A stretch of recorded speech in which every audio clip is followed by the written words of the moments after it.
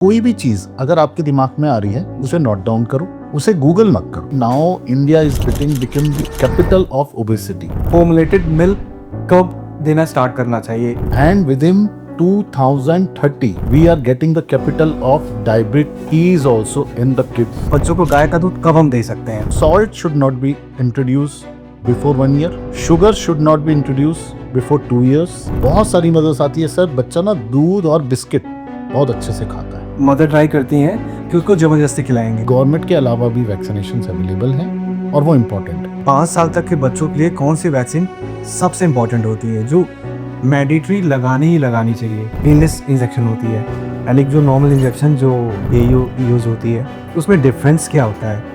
बच्चा थोड़ा सा रो रहा है तो पेरेंट्स सिखाते हैं कि फ़ोन दे दें, शायद फ़ोन से चुप हो जाए, और वो परमानेंट उसको सोल्यूशन मान लेते हैं। Oil massage helps in getting your muscles stronger. सब 2 वैक्सीन आपने बोला कि जिसका टाइम निकलने के बाद शायद हम दोबारा उसको नहीं लगा सकते। एवरीबडी सेज कि डॉक्टर गॉड है, but I don't think so. तक का सबसे बड़ा मिथ मान रहा हूँ, स्पेशली ट्रेडिशनल फैमिली में ही होता है कि माता जी निकली हैं, वो पूजा पाठ करने से अपने आप चली जाएंगी।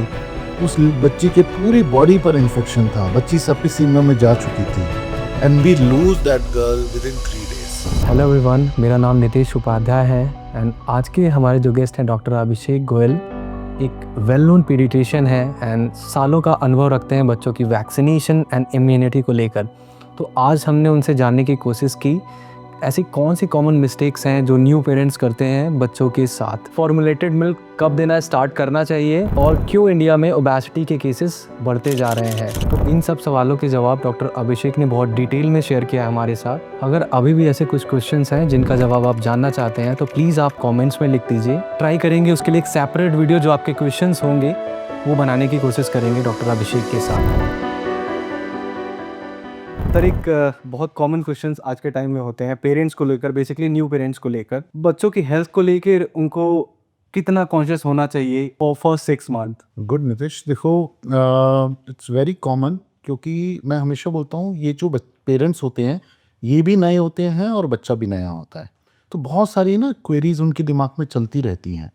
तो सिर्फ यहाँ पर मेरा एक ही होम टिप मैसेज ये रहता है कि कोई भी चीज़ अगर आपके दिमाग में आ रही है उसे नोट डाउन करो, उसे गूगल मत करो, because when you Google it तो आपके पास ना इतने सारे, अब आपको अगर आप आज भी डालते हो what is the cause of headache, तो पहला आता है ट्यूमर, कैंसर, तो वो एक पैनिक क्रिएट करके, सो गूगल इज बिकॉज वो तो जो आप फीड कर रहे हो कंप्यूटर को वो वही बता रहा है। तो इट इज़ बेस्ट कि आप एक बुक में, नोटबुक में अपना नोट करके रखें, और whenever you are going to your pediatricians, that's very necessary. the main thing is कि you should talk to your pediatrician, and pediatrician should be also take your questions positively। मैं हमेशा बोलता हूँ कि कोई भी सिली से सिली बात अगर आपके मन में आती है वो आप मुझसे शेयर करें, I will be the best person जो मैं वो क्लियर कर दूंगा। True, that's very interesting. और कुछ आजकल के बहुत कॉमन क्वेश्चंस होते हैं, जैसे पिछले कुछ सालों में सर ऐसा कौन सा मेजर चेंज बच्चों की हेल्थ को लेके आया है? स्टार्टिंग में ही बच्चों को आफ्टर 6 मंथ, आफ्टर 7 मंथ्स कुछ पैकेट फूड लोग देने लगते हैं, तो ऐसा क्या मेजर चेंज रिसेंटली में आपने नोटिस किया है? See, I am practicing last from 20 years and I have seen that पहले हमारे पास बच्चे आते थे माल न्यूट्रिशन लेकर कि सर बच्चे का वजन नहीं बढ़ रहा है, बच्चा खाता नहीं है, बच्चे में न्यूट्रिशनल डेफिशिएंसीज हैं। बट आजकल हम देख रहे हैं एक major proportion of the parents have a concern कि सर बच्चा ओवरवेट हो रहा है, बच्चा खेलने नहीं जाता है, बच्चे को भूख ज़्यादा लग रही है, क्रेविंग हो रही है स्वीट्स की, आइसक्रीम्स की, चॉकलेट्स की, नमकीन की, बिस्किट्स की, एंड वी आर, मतलब पेरेंट्स आर कि सर हम उनको कैसे स्टॉप करें, हम उन्हें क्या दें ऐसा कि वो ना खाएं। तो we have seen the changes that कि जो पहले हमारे पास माल न्यूट्रिशन वाले बच्चे थे, नाउ वी आर गेटिंग कि obesity, overweight, that is also called it a mall nutrition. Alright, but पहले था कि that was going in the negative, now it is in the positive कि बच्चे चब्बी, गोलू और एकदम ओबेसिटी की तरफ जा रहे हैं। अच्छा, आपको क्वेश्चंस को कुछ नया है उस पर ही क्वेश्चन करना चाहूँगा। Like from the last 10 to 15 years obesity के केसेस क्या इंक्रीज हुए हैं बच्चों में, उसका मेजर रीज़न क्या है? आपको जान के ये अचंभा होगा कि now India is become the capital of obesity, okay, and with in 2030 we are getting the capital of diabetes also in the kids. In the kids, yes. So it is become a dictum, diabosity, diabo obesity. So दोनों चीजें email diabetic, okay. तो diabetic and obesity goes hand to hand and it become diabosity. All right. So in the combined layer say. तो जो obesity है इसको हम बोलते हैं road to health. इसकी जो नींव है ओबेसिटी की, ये हम बचपन में ही रख देते हैं अपने बच्चे की। देखो दो रीजंस होते हैं, एक होता है जेनेटिक्स। जी। मेरे parents were obese, so I get that things in my genes कि I am tend to get obese, मतलब चांसेस हो जाता है। Second is we are making our kids obese, तो उसकी जो शुरुआत है वो हम शुरुआत से कर देते हैं, 4 महीने से, 6 महीने से, इवन प्री कंसेप्शन। जो हमारी मदर्स हैं, अगर वो बहुत ज़्यादा कंज्यूम करती हैं sugary things, alcohol, beverages, sweeteners, so जब वो प्रेग्नेंट होती हैं वहीं से वो आपके बॉडी के अंदर बेबी की अंदर आ जाती है। फिर 6 मंथ्स पे जब हम स्टार्ट करते हैं तो हम आजकल जैसे सेरेलैक्स हो गए, है ना, बाहर की कंपनीज के जो हमारे बॉक्सेस हो गए, बच्चे बड़े लाइक करते हैं खाना because they have addictive sweaters, okay. तो वो बच्चे खाते हैं तो पेरेंट बड़े खुश होते हैं। हम वहाँ से शुरू कर देते हैं, है ना, चीनी बहुत जल्दी शुरू कर देते हैं, तो ये सब चीज़ें स्टार्ट करती है। फिर बच्चा बड़ा होता है, फिर हम उसको रिवॉर्ड्स देते हैं in the form of chocolates, biscuits. अच्छा बेटा ये होमवर्क करेगा तो तेरे को चॉकलेट मिलेगी, and from there this all things started. Okay. तो मेजर रीज़न जो होता है, जो फ्लेवर्ड फूड पैकेट्स होते हैं, जो जहाँ से उनकी क्रेविंग से स्टार्ट होती है, ये मेजर रीजंस हो सकते हैं ओबेसिटी के, मोटापे के, जो स्पेशली इन्फेंट्स में देखे गए हैं from the recent years. Okay sir, आजकल एक और मिसकंसेप्शन है न्यू पेरेंट्स को specially, breast feeding and formula milk. मतलब स्टार्टिंग में वो ट्राई करते हैं कि बच्चे को फॉर्मुलेटेड मिल्क पे ही रखें। कई मदर से बोलती है कि हमें फीडिंग के टाइम में पेन होता है, तो इसका बेस्ट सोल्यूशन क्या हो सकता है? सेकेंड क्वेश्चन, फॉर्मुलेटेड मिल्क कब देना स्टार्ट करना चाहिए इफ़ इट इज़ रिक्वायर्ड कि मदर्स फीड करा ही नहीं पा रही, ऐसी प्रॉब्लम्स हो रही हैं, तो कब स्टार्ट करना चाहिए? So there is 2 part of this question. पहली बात कि ये सबको ये समझना चाहिए कि breast milk is the best milk, उससे अच्छा दूध कुछ नहीं है। चाहे हम 5,000 रुपये लीटर का कोई भी दूध ला रहे हैं, but it is not worth. अगर आपके मदर को, बेबी को मदर मिल्क मिल रहा है तो ये समझ लिए it will work for life long. So try to give breast feeding as the birth starts, okay. और हम अपने हॉस्पिटल में और बाकी भी सब डॉक्टर्स आजकल यही कर रही है कि इवन हम अपनी मदर्स को जब वो प्रेग्नेंट होती हैं तो हम एंटीनेटल क्लासेस लेते हैं, उसी टाइम उनको हम प्रिपेयर करते हैं। What is that? Antenatal classes is before the baby mother is giving birth to the baby, okay ना, बिफोर दैट। तो उसी टाइम हम उनको मेंटली एंड फिजिकली प्रिपेयर करते हैं कि ब्रेस्ट फीडिंग आपको कैसे करना है ना। जैसे ही बर्थ होता है within half an hour we try to give breast feed, तो उससे क्या होता है कि उसकी लैचिंग, उसका कनेक्शन मदर का बेटर हो जाता है, ओके। सो पहली चीज़ तो यही है कि breast feeding is the best, okay. दूसरी बात, ये ब्रेस्ट फीडिंग मदर के लिए जैसे आपने बोला पेनफुल होती है, जी, तो इसमें हमेशा मैं बोलता हूँ कि बच्चा सिर्फ मदर के पास नहीं आया है, ये फैमिली के पास आया। तो family has to give lot of support to the mother, क्योंकि एक मदर जो कि 20-22 साल की अभी न्यूली गर्ल थी, वो सडनली एकदम मदर बन गई है, तो उसकी बॉडी में वो इतनी चेंजेस को नहीं एक्सेप्ट कर पा रही। कई बार उसको बैक पेन होने लग जाते हैं, बच्चा क्लस्टर फीलिंग करने लग जाता है, हर आधे घंटे में करना लग जाता है, वो थक जाती है। तो that is the main problem कि वो फॉर्मूला मिल्क पर या काऊ मिल्क पर या बफेलो मिल्क पर स्विच करते।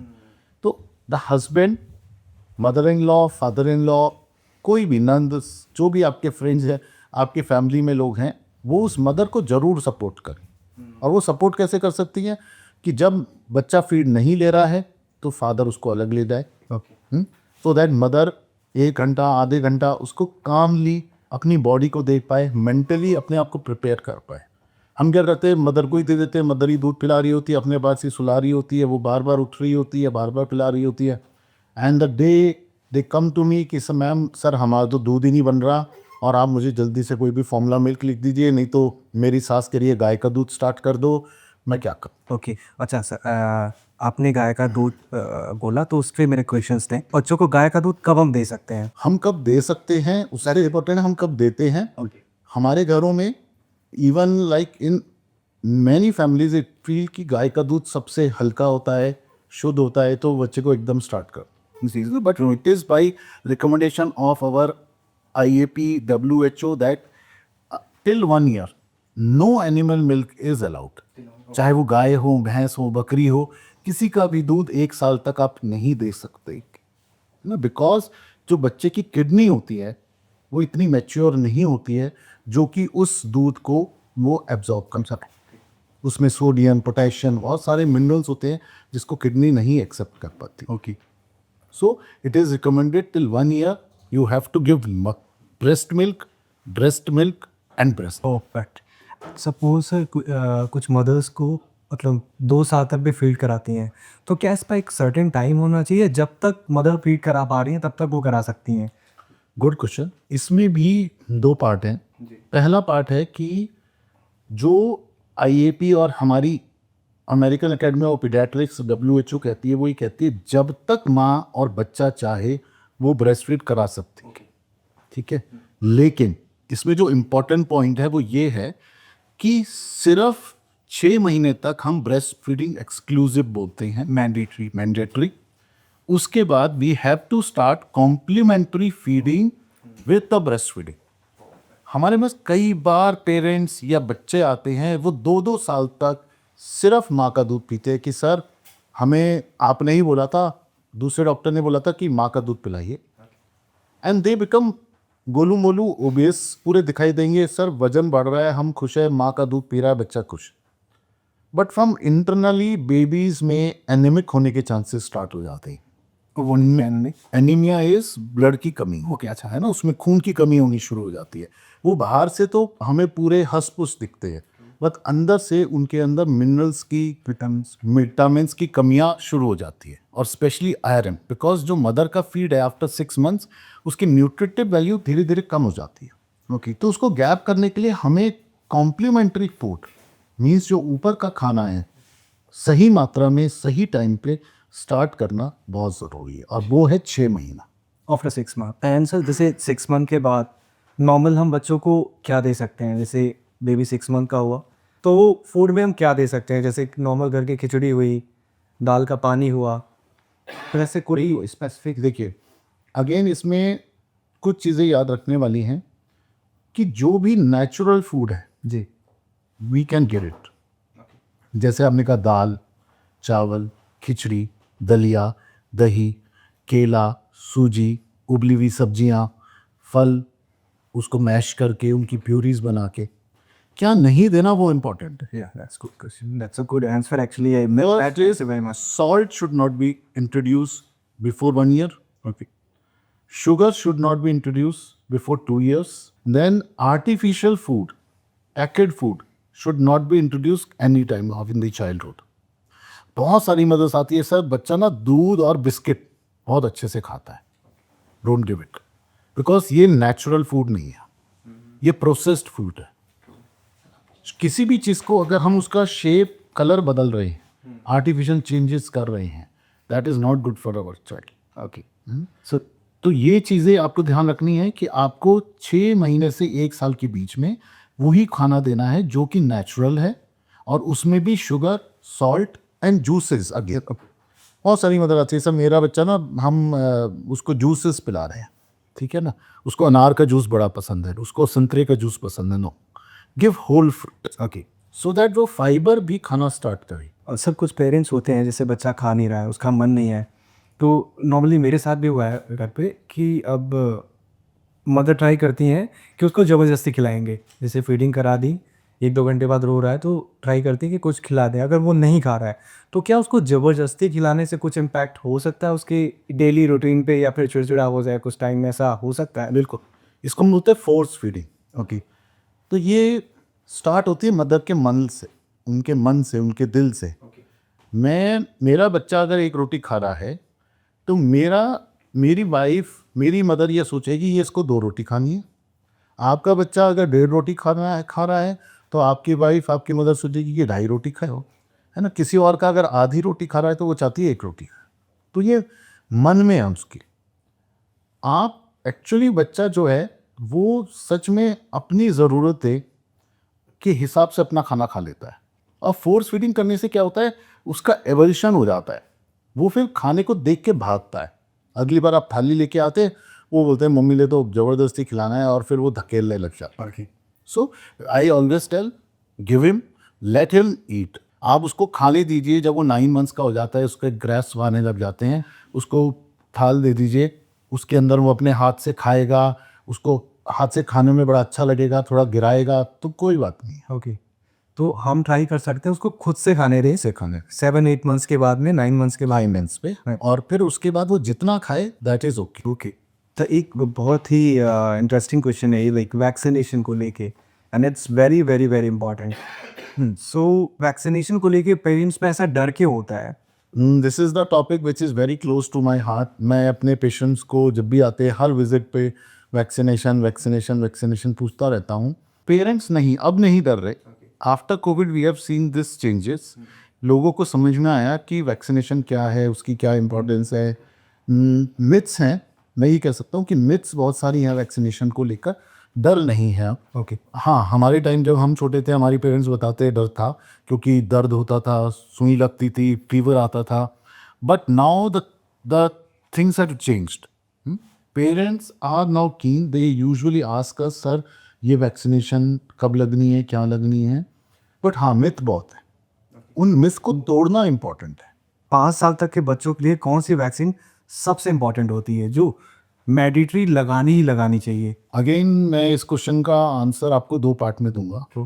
वन इज, एक गवर्नमेंट में वैक्सीनेशन लगती हैं, ओके, है ना। तो उसमें वो लोग डिप्थीरिया, जिसको गलघोटू बीमारी बोलते हैं, पर्ट्यूसिस काली खांसी, tetanus, IPV injectable polio, okay, hepatitis B पीलिया, आईपीवी या ओपीवी इज ओरल पोलियो और injectable polio for polio, MMR measles mumps rubella, जिसमें गवर्नमेंट एमआर लगाती है, मीजल्स एंड रूबेला, उसको हम खसरा और रूबेला बुखार बोलते हैं, मम्स इज कन्फेड।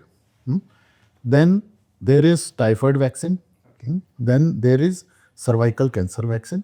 ये कुछ स्टेट्स के अंदर ये सारी वैक्सीनेशन गवर्नमेंट के द्वारा लगाई जाती है। ओके, तो ये तो मैंडेटरी वैक्सीनेशन हो गई।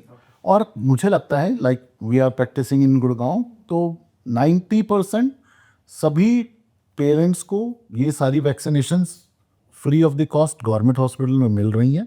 Otherwise they come to the private hospital and take this vaccination.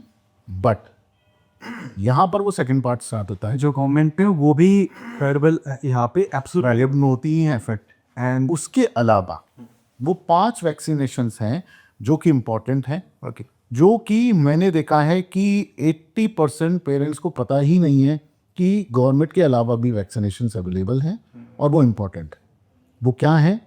Typhoid, hepatitis A जो जॉन्डिस के लिए दिया जाता है, चिकन पॉक्स जिसको चेचक बड़ी माता बोलते हैं उसके लिए लगाया जाता है, मम्स, कन्फेड जो हमारे गलों में यहाँ पे इन्फेक्शन हो जाता है, बच्चों को हो जाता है वो, and the last one is flu, influenza vaccine, जो कि हर साल हम बहुत सारे बच्चों को देखते हैं कि वो फ्लू की वजह से वो ग्रस्त होते हैं। स्वाइन फ्लू होता है, H1N1 होता है, H3N2 होता है, ये जो है इसी की वजह से होता है। सो ये 5 वैक्सीनेशंस हैं जो कि गवर्नमेंट के अलावा होती हैं, ओके, जिनको प्राइवेट में आप आराम से ले सकते हैं। सो दीज आर ओनली 5 और लाइक और भी वैक्सीनेशन है जो apart from government hospitals private पे अवेलेबल होती हैं? ओनली 5 या फिर दीज आर द राइफ जो कि मैं बोलता हूँ सबसे पहले मैंडेटरी है कि आपको ले लेनी चाहिए, बिकॉज ये कॉमन इन्फेक्शन होता है। इसके अलावा 1-2 वैक्सीन और हैं, जैसे जैपनीज एन्सेफेलाइटिस, ओके, ये एंडेमिक एरियाज में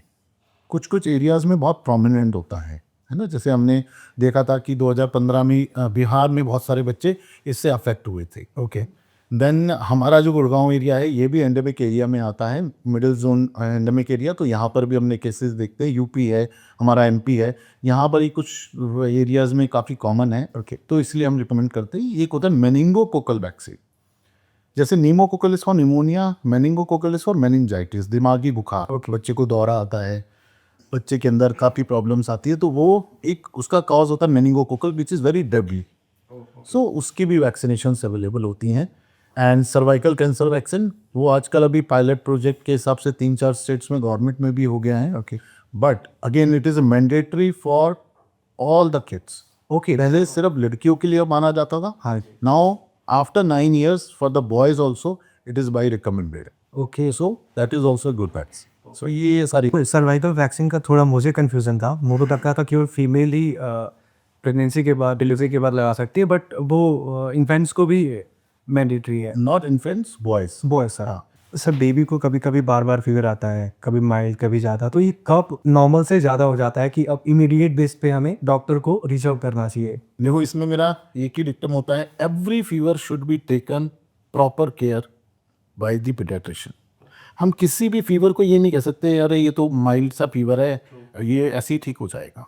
but I know practically it is very difficult कि आज बच्चा ठीक हुआ, फिर 3 दिन बाद फीवर आया, फिर से डॉक्टर के पास भागो। तो उसमें कुछ वार्निंग साइंस होते हैं। हमेशा मैं बोलता हूँ वो वार्निंग साइंस को आप ध्यान रखें। अगर आपका बच्चा 6 महीने से छोटा है, अगर आपके बच्चे को फीवर के साथ सांस लेने में तकलीफ है, अगर आपके बच्चे को फीवर के साथ उल्टी दस्त लग रहे हैं, आपके बच्चे को फीवर के साथ लाल लाल दाने आ रहे हैं, आपके बच्चे को फीवर के साथ बच्चा खाना कम कर दिया है, यूरिन आउटपुट उसका कम हो गया है, आपका बच्चा सुस्त है, तो ये रेड फ्लैग साइंस हैं, आपको तुरंत अपने डॉक्टर के पास जाना चाहिए। अगर आपका बच्चे को हल्का फीवर है और वो खेल रहा है, वो खाना खा रहा है, वो अपने खेलने के, स्कूल जाने का, अपने जो खेलता है नॉर्मल टाइम में वो चीज़ें कर रहा है, then you can wait for 24 hours और 48 आवर्स। ओके, बट अगर 48 आवर्स में वो फीवर भी ठीक नहीं हो रहा है, then you should go to the your nearby paediatrician. Sir vaccination पे हमारी बात हुई, तो वैक्सीनेशन पे जैसे केयरलेस इंजेक्शन होती है एंड एक जो नॉर्मल इंजेक्शन जो बीएयू यूज़ होती है, उसमें डिफरेंस क्या होता है? बड़ा कॉमन क्वेश्चन है, बड़ा कॉमन क्वेश्चन है। ठीक है, ये जो पेनलेस वर्ड है ये गलत है। ओके, हाँ, है ना। आई थिंक जो मेरे पेशेंट हैं वो इसको बड़ा कनेक्ट करेंगे। मैं हमेशा बोलता हूँ पेनलेस कुछ नहीं है, बिकॉज हम निडल दे रहे हैं, पेन होगा। हाँ, there is a difference in DPT vaccine. Okay, only in DPT. मेरे पास बल्कि ये भी होता है, जब हम 2 साल पर टाइफाइड भी लगा रहे हो तो सर पेनलेस ही लगा रहे हैं ना, तो उसमें नहीं आता। To be very clear, it is only DPT. जो पर्ट्यूसिस है वो 2 टाइप का होता है, एयर सेलुलर पर्ट्यूसिस और होल सेल पर्ट्यूसिस। ओके, तो आप अपने वैक्सीनेशन कार्ड में देखेंगे तो उसमें लिखता है एपी और डब्ल्यूपी।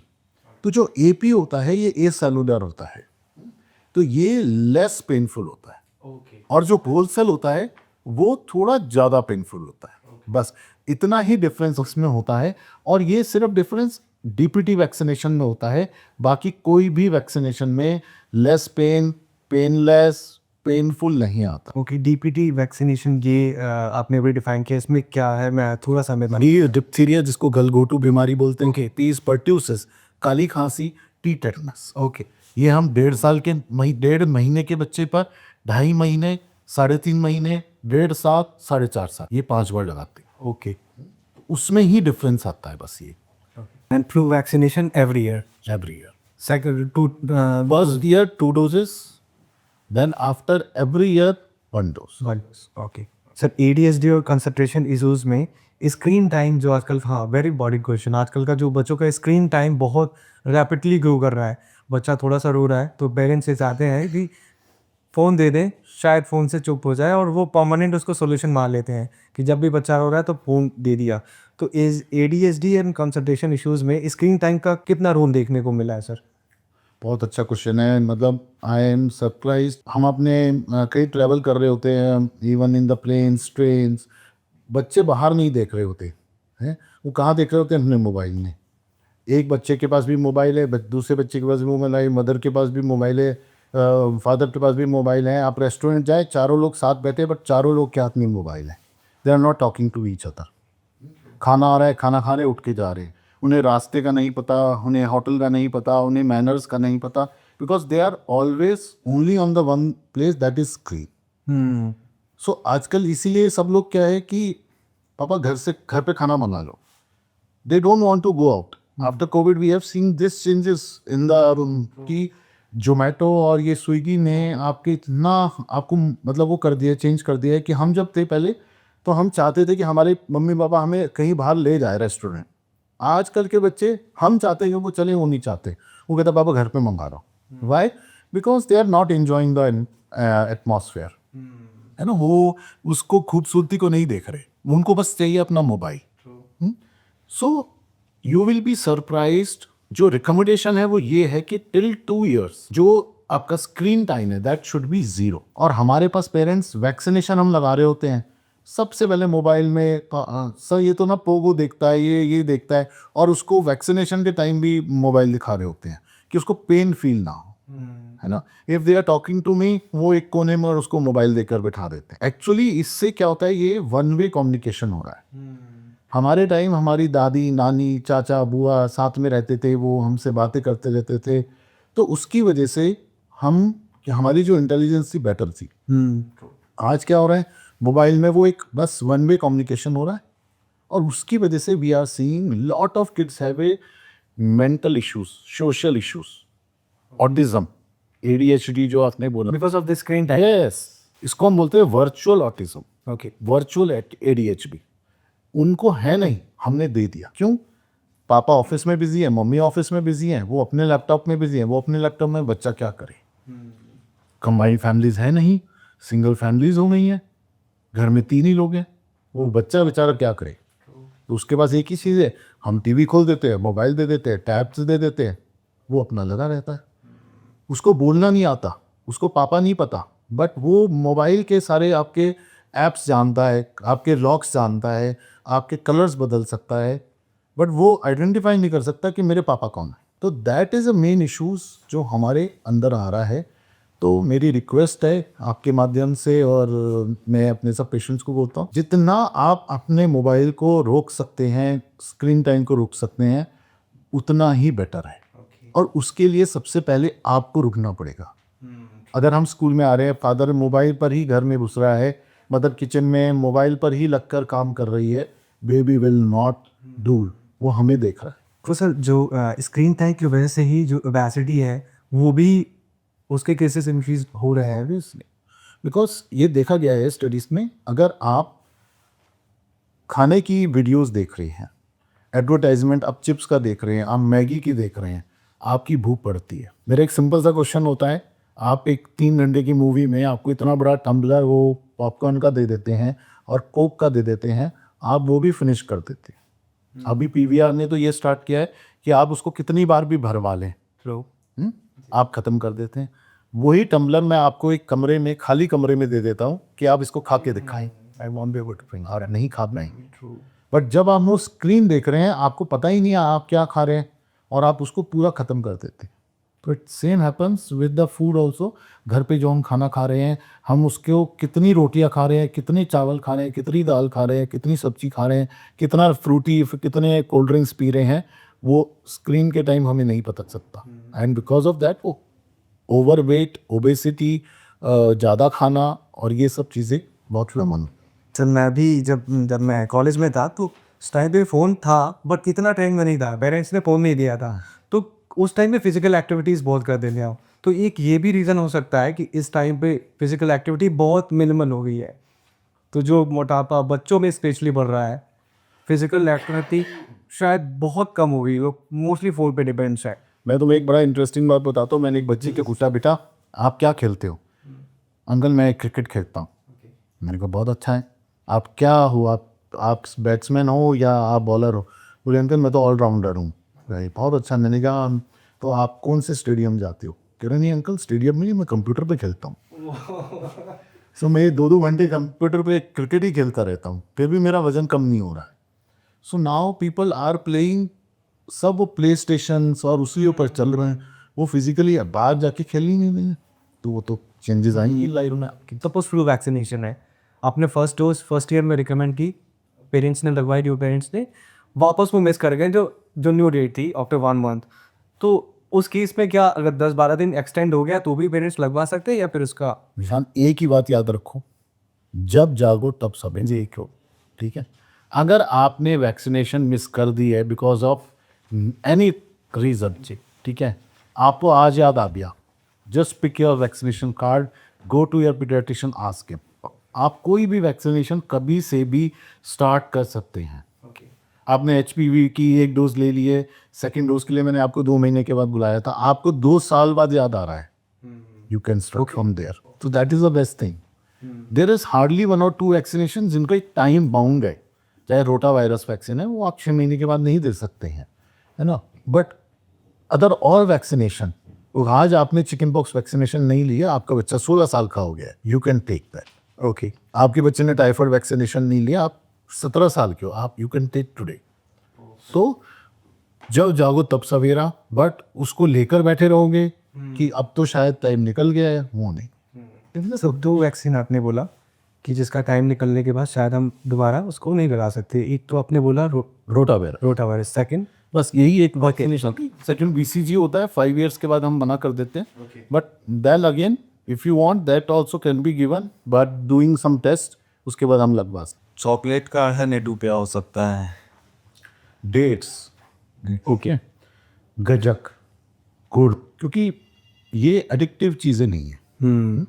चॉकलेट्स में क्या होता है, कैफीन होता है, कोको होता है, कोको पाउडर, तो ये सब एडिक्टिव है, तो ये बच्चे को एडिक्शन कर देता है। बड़ा हमारे एक प्रोफेसर थे, वो क्या बोलते थे, गुड़ की आप टॉफ़ी के रैपर्स लो, गुड़ के छोटे छोटे पीस काटो, उसमें रैप करके बच्चों को दे, तो दे फील कि वो टॉफ़ी खाने हैं, बट आपका गुड़ जा रहा है, गुड़ में आयरन है। सर जो आजकल के मिथ्स हैं, लाइक टॉप 2-3 मिथ्स, जैसे बच्चों को मालिश करने से बच्चा बड़ा तंदुरुस्त होगा, या फिर कभी कभी मैंने ये भी नोटिस किया है कि जैसे बेबी को कहीं लेते जा रहे हैं तो वो लोहा का या माचिस के छोटे छोटे वो रख देते हैं, तो इसका क्या ये पहली चीज़ मालिश को ही कवर करना चाहता हूँ, ये एक्चुअल में होता है मालिश करने से बच्चा तंदुरुस्त, या फिर वो ऐसे हमारा ही मिथ्स है, साइंटिफिकली कोई प्रूवन नहीं है? नहीं नहीं नहीं, है ना, ये मिथ नहीं है। ओके, रियली ये साइंटिफिकली देखा गया है कि oiling, oil massage helps in getting your muscle stronger. Okay, ठीक है, सिंपल साइंस है, जितनी भी हम जब मालिश करते हैं,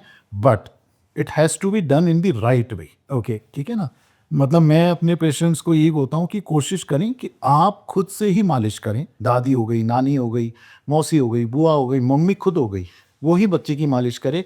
किसी भी मालिश करने वाली लेडी से किसी भी आया से ना करें, वो फिर ये पैर हाथ इधर वो उधर, और कई बार वो लेकर आते हैं कि उनकी वजह से ये वाला हाथ निकल गया या सर्वाइकल, ये हम ऐसे भी केसेस हैं? ये बहुत केस, क्योंकि वो बहुत ऊटपटांग मालिशेस करती है। सबसे अच्छा है मदर अपने हाथ से ही मालिश करे, तो उससे 2-3 चीज़ें होती हैं। एक तो बच्चे की आपको पूरी बॉडी का पता चल जाता है, बच्चे के तिल कहाँ पर है, कहीं से उसको ब्लूइश हो रहा है, कहीं उसको मच्छर ने काटा है, उसकी कहीं एक्स्ट्रा उंगली तो नहीं है। ये सब चीज़ें तभी होती है जब हम धीरे धीरे सब उसको देखते रहते हैं।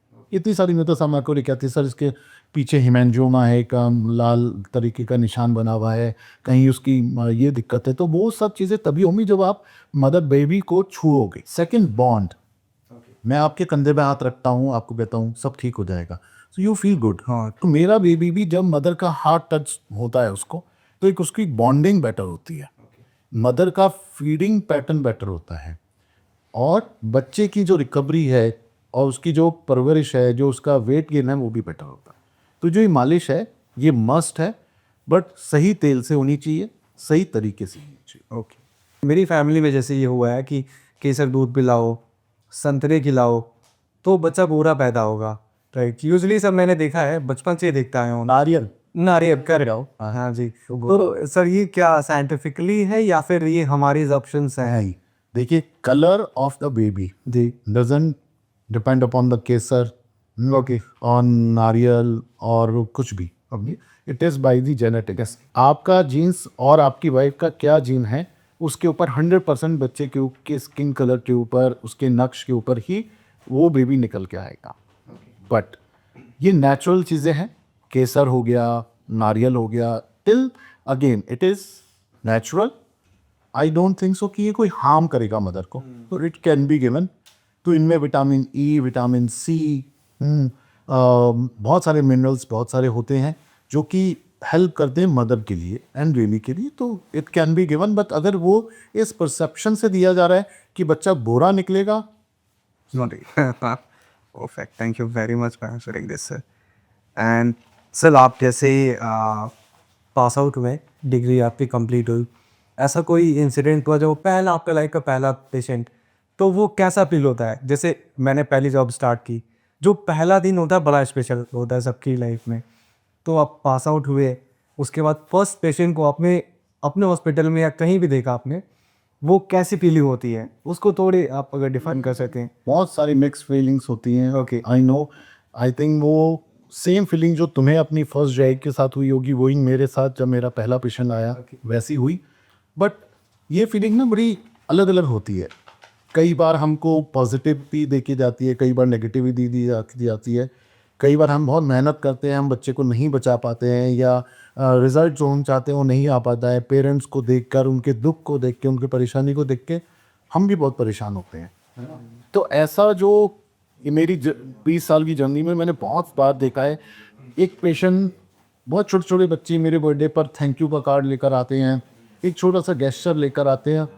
रियली वो मेरे को मतलब लाखों करोड़ों रुपए से भी ज़्यादा इम्पोर्टेंट होता है। देन जब वो बच्चे ठीक होके जाते हैं, वो पेरेंट्स खुश होके जाते हैं, जब हम डिलीवरीज करते हैं, हम उनकी जो फैमिली को बढ़ाकर उनको उनके हाथ में देते हैं, आई थिंक वैसी फीलिंग कभी नहीं आती। वो एक इतनी स्पेशल फीलिंग होती है। But counter of that, sometime हम दिन रात भी लगाते हैं, कई बार वो पॉजिटिव रिजल्ट नहीं भी आ पाता है। और जब वो पेरेंट्स ये नहीं समझते हैं कि हमारा बच्चा तो चल के आया था हॉस्पिटल में और ये हो गया, नेगेटिव बोलते हैं, तो हम टूटते भी हैं, हम परेशान भी होते हैं, हमें भी लगता है कि क्या हमने कुछ गलत किया।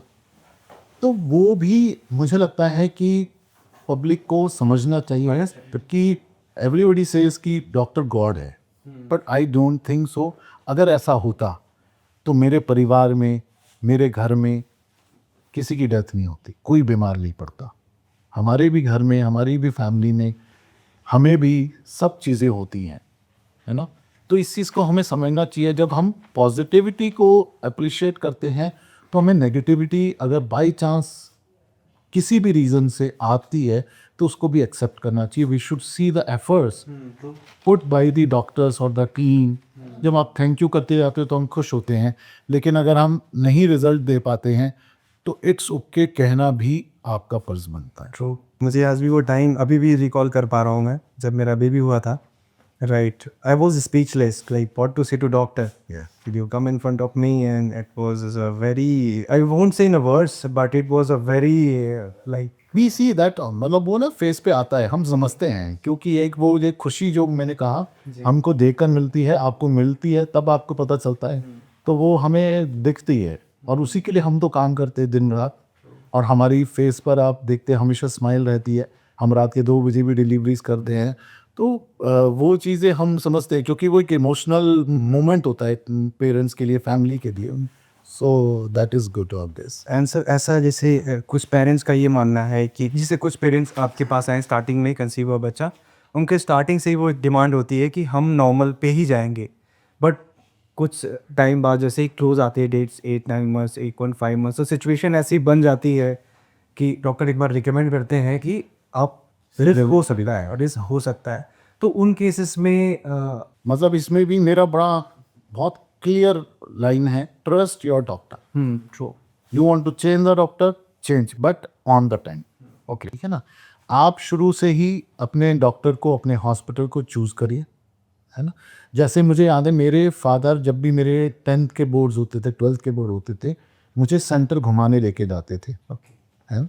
वो मुझे बताते थे कि ये तेरा सेंटर है, यहाँ ऊपर जाके क्लास है। जब मैं उस दिन एग्ज़ाम देने जाता था तो मुझे एक एप्रीहेंशन नहीं होता था। ट्रू। तो मैं भी, अपने पेशेंट कई बार आते हैं कि सर हमें डिलीवरी करानी है, कितने हफ्ते हुए, 9 मंथ्स हो गए, हमें आना है, आपने पहले दिखाया है? नहीं सर, पहले तो हम इधर उधर ऑनलाइन कंसल्टेशन ले रहे थे, आपका हॉस्पिटल पास है, हमने कहा यहाँ करा लेते। But I don't think so it should be like that. क्योंकि प्रेगनेंसी एक बीमारी नहीं है, आपका कोई ऑपरेशन नहीं है कि आपने जाना और हो जाना है ना। ये एक इमोशन है, एक बात है। और शायद हम मेल ये चीज़ नहीं अगर समझ पा रहे हैं, वो एक फीमेल के लिए बहुत इम्पोर्टेंट है। वो अगर रात के 2 बजे आ रही है और डॉक्टर रीमा उसको जानती हैं और वो स्टाफ को जानती है। हमारे अभी 2 हॉस्पिटल हैं। मैं अभी 1 हफ्ते पहले का इंसिडेंस बताता हूँ। ये नया हॉस्पिटल है जहाँ हम बैठे हैं, ओके। जो हमारा वो वाला है वो पुराना है। तो मैंने एक मतलब मेरी पेशेंट आई, बोले सर मेरी डिलीवरी होनी है। तो मैंने कहा आप यहाँ कराओगे नए में? कह रहे नहीं सर मैं पुराने में ही कराऊंगी। मैंने कहा क्यों? बोले सर वहाँ का स्टाफ मेरे को फेमिलियर है, मैं 9 महीने से वहीं दिखा रही हूँ, मैं जानती हूँ कि सुनीता, गीता, सरिता ये ड्यूटी पर हैं उससे। मुझे बड़ा अच्छा लगा ये चीज़ सुनकर कि तो ये एक ना प्रिपरेशन है। ये मेरे लिए भी मैटर कर रहा है, to be very honest. Yes, तो ये एक प्रिपरेशन है कि रात के अगर आप 3 बजे आप पहुँच रहे हो, आपको पता है कि वहाँ पर ये चीज़ें मुझे मिलेगा। बट अगर हम अपनी वाइफ को, अपनी सिस्टर को, अपनी बेटी को कहीं भी एक ऐसे हॉस्पिटल लेके जा रहे हैं, चाहे वो बहुत बड़ा नाम है, ठीक है ना, आप वहाँ पर लेके पहुँच रहे हैं, तो सोचो वो एक एग्ज़ाम देने जा रहे हैं, उसका अप्रीहेंशन कितना ज़्यादा होगा। उसको ही नहीं पता कि वो 4 डॉक्टर्स देख रही है कि इनमें से चारों में से कौन सा डॉक्टर मुझे मेरी डिलीवरी करने वाला है तो ये प्रिपरेशन है जो मेंटली शुरू से हो जानी चाहिए। हाँ, अगर आपके डॉक्टर ने कहा है कि ये सिजेरियन होना है, आई डोंट थिंक सो कि कोई भी डॉक्टर अपने फ़ायदे के लिए ये चीज़ कहना है। इसमें फ़ायदा आपका ही होता है, आपकी फैमिली का ही होता है, बिकॉज मेडिकली इंडिकेशंस बनी हुई हैं, उसको ही हम दिमाग में रखकर ये बोला जाता है। तो मेरा तो ये कहना है, आप अपने डॉक्टर पे बिलीव करें। आपको अपना डॉक्टर बदलना है, टाइमली बदलने, सो दैट लास्ट मोमेंट पर मुझे लगता है उसको समर्पित कर दें तो रिजल्ट बहुत अच्छा आता है। और आजकल जो ऑपरेशंस हो गए हैं वो इतने अच्छे हो गए हैं। We have seen after 4-5 days mothers हमारे पास चल के आती हैं, अपने बेबी के जॉन्डिस के चेकअप होती है। हम भी कंफ्यूज हो जाते हैं कि इनकी डिलीवरी हुई है। सो दे फील सो परफेक्ट। ऐसा कोई एक वियर्ड इंसिडेंट हुआ हो जो आप शेयर करना चाहें? XYZ बहुत वियर्ड से वियर्ड, मैंने कहा ना, मतलब बहुत चीज़ें हम लोग ने लाइफ में देखी रहती हैं जी। जो कि कई बार हमारे ना बड़ा इम्पैक्ट कर जाती हैं। मुझे याद है एक पेशेंट मेरे को आई थी, 12-13 साल की लड़की, और पूरी बॉडी पर उसको पस बने हुए थे। तो मैंने पूछा कि क्या हो गया?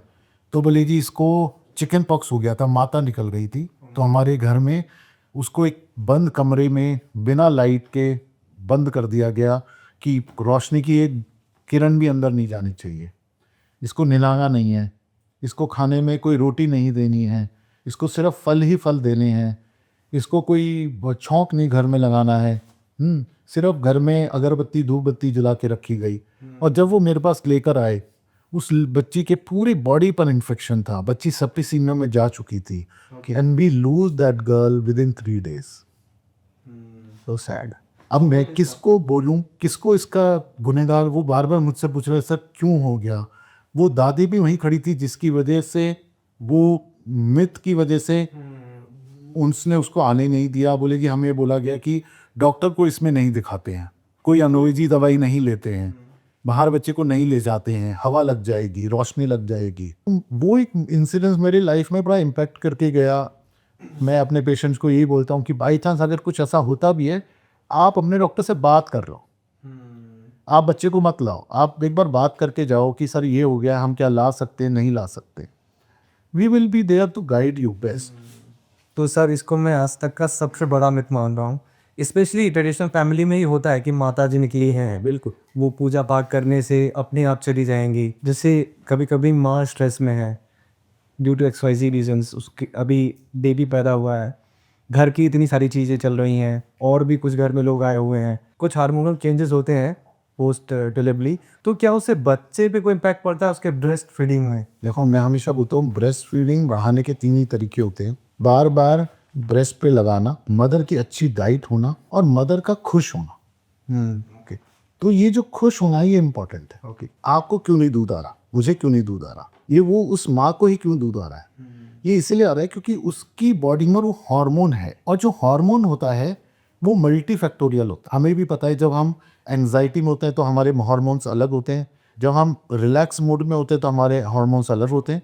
तो सिंपली वैसे ही उस मदर को वो हार्मोन्स उस टाइम आ रहे होते हैं, जिसकी वजह से उसका दूध की क्वालिटी एंड क्वांटिटी वो डिपेंड करती है उस हार्मोन, और वो हार्मोन डिपेंड करता है आपके एनवायरनमेंट पे, उसकी एंजाइटी पे, उसके खुश रहने पे, उसके न्यूट्रिशन पे।